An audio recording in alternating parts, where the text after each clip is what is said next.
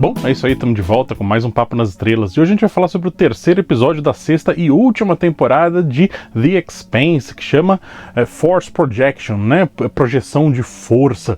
E esse episódio, ele é dividido em basicamente duas histórias principais, né? Uma história focada ali no confronto Marco Inaro Avassalara, né?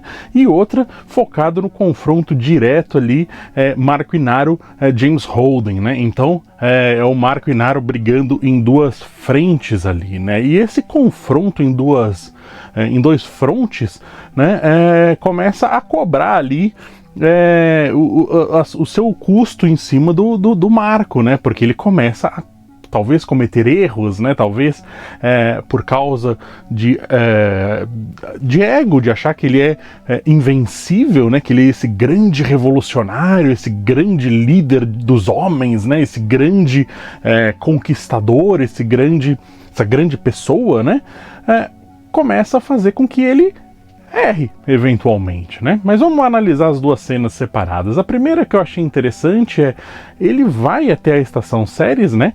Proclama aquela estação como sendo a nova capital dos Belters, né? A nova capital do cinturão, tá trazendo todos os Belters juntos, né? Sob a asa de proteção dele, para depois abandonar essa estação ali sem recursos, né? Assim, com recursos o suficiente para eles sobreviverem pelas próximas 3 semanas no máximo, né? Ele abandona aquilo, larga tudo para trás, né? O que começa a fazer com que algumas pessoas ali próximas a ele, né? Aquela comandante dele ali, aquela braço direito dele que tá sempre ali falando no ouvido dele, tentando maquinar algumas coisas ali no ouvido dele, e o próprio Philip, né, que começam a desconfiar. Poxa, por que você largou, né, os nossos, né, pra passar fome, pra passar necessidade, né? E tudo isso era apenas uma estratégia, né, como o Marco sempre faz. Ele usa todas as pessoas que estão ao redor dele para caminhá-lo, né, para guiá-lo até o objetivo, né? Ele tem um único objetivo e isso é só o que importa. Então ele faz o que precisar para atingir o objetivo dele. Com isso, vem aquela eterna discussão, né, de o objetivo é o mais importante ou o caminho que você percorre para chegar ao objetivo, atingir o objetivo é o mais importante, né? Então o Marco é aquela pessoa que está disposta a matar quem for, a passar por cima de quem for, contanto que ele consiga fazer o que ele pretende, né? E isso faz com que o problema da estação Ceres caia na mão da Avassalara e da ONU, né, e de toda essa coalizão aí entre a Terra e Marte, né? Agora é responsabilidade deles. Esse pessoal precisa de comida, esse pessoal precisa sobreviver, esse pessoal precisa ter como continuar vivendo, né? O que coloca a Avassalara ali com calças curtas, né? Como que ela vai resolver isso, né? A Terra tá passando necessidade, a Terra tá sem recursos e agora ela ainda tem que abraçar todo esse pessoal justamente para não gerar uma crise social ali muito maior do que já existe. Então vem todo esse conflito de como transferir esses recursos que já são escassos da Terra até a estação Ceres e consequentemente gerando mais conflito interno, né, na Terra, porque falando, nós já não temos recursos e nós ainda vamos dividir com os Belters que estão nos atacando, né? Então esse é o conflito que o Marco Inaro larga no colo da Avassalara, né? Olha, se vira aí, agora é problema seu, né? Então ele começa a minar não só estrutural, não só com as pedras, né, que ele estava tirando, os asteroides que ele estava tirando na Terra, mas agora ele começa a minar por dentro, né, dentro das estruturas da Terra, o que as pessoas realmente acreditam, se as pessoas vão ou não continuar aceitando aquilo que os líderes da Terra estão fazendo. E a outra história é justamente quando eles estão lá e eles percebem que a Rocinante está passando ali por perto, está passando na região, né? Quase que numa distância que eles podem atirar uns mísseis ali na Rocinante, né? E todo mundo fala, não, mas espera aí, a gente não precisa pegar eles agora, a gente não precisa lutar contra a Rocinante agora, né? E o Marco vê ali uma oportunidade de finalmente derrotar o seu oponente, né? O James Holden. Ele fala, não vou perder essa oportunidade de maneira alguma, né? Então ele vê que ele está em uma situação estratégica boa, né? Ele tem mais naves, ele tem mais bala em si, né? Ele tem mais poder de fogo do que o Holden, né? Do que a Rocinante. Ele fala, a gente vai atacar agora. Só que ele não conta que, assim, o Holden é um soldado experiente, né? E ele nem sabia, né? A Draper tá dentro da Rocinante, que também é uma soldado muito experiente, né?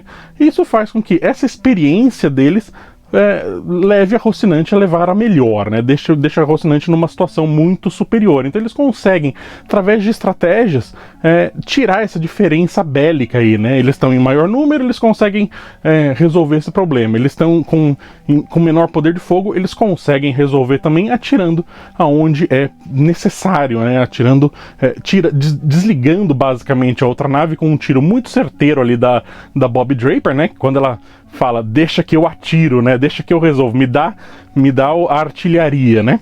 E é super emocionante a cena, porque a gente fala, agora vai, né? Agora vai ser tudo isso. Só que essa não é a cena mais importante e mais emocionante da batalha. Porque logo depois que eles desativam a nave, que eles destroem ali o poder da nave se locomover, né? E a nave fica basicamente à deriva ali, e a Draper já quer destruir a nave, e o Holden fala, não, peraí, ele vale mais vivo do que como um mártir, né? Porque ele sabe que se você mata o inimigo, né? O inimigo ganha muito mais poder do que você realmente só capturá-lo, né? Então o Holden fala, vamos negociar esse negócio, né? E ele entra em contato ali com o Marco Inaro. E é uma cena que lembra muito ali Kirk versus Khan, né? Porque eles estão num combate só pelas telas, né? Eles não estão fisicamente no mesmo lugar, né? O que coloca uma tensão extra aí, né? E nessa negociação, o Marco Inaro vira e fala, eu prefiro morrer do que estar na outra ponta da sua coleira, né? Só que nesse momento eles veem que o Philip tá ali dentro, né, junto com ele. E o Holden fica nessa situação. Ok, eu mato meu inimigo agora e resolvo essa situação e vou evitar um monte de mortes, só que eu vou levar o filho da Naomi junto, filho da minha mulher junto. Então é um problema, ele não pode simplesmente matar o moleque, né? Então o Holden fica nessa situação de... entre a cruz e a espada. Eu erro de um lado e erro do outro, não tem jeito, ele não tem como acertar, né? E a Bob Draper não tem muita paciência, fala, a gente tentou, e aperta o botão e atira. Só que o Holden vai lá e desativa a ogiva do míssil deles antes do míssil acertar. E o míssil vai lá e simplesmente falha, né? Não explode, né? E o que faz com que o Marco Inaro consiga fugir, né? Então coloca mais esse conflito aí. O Holden, ao tomar essa decisão, condenou um monte de pessoas à morte, porque a guerra vai continuar, então muita gente vai morrer. Só que ele salva o Philip. E ele sabia, obviamente, que a Naomi estava assistindo pela outra tela ali, né? Então, existe esse conflito que é muito interessante. Não tinha como o Holden acertar. Se ele faz uma coisa, ele erra do outro lado. Se ele faz outra coisa, ele erra do primeiro lado.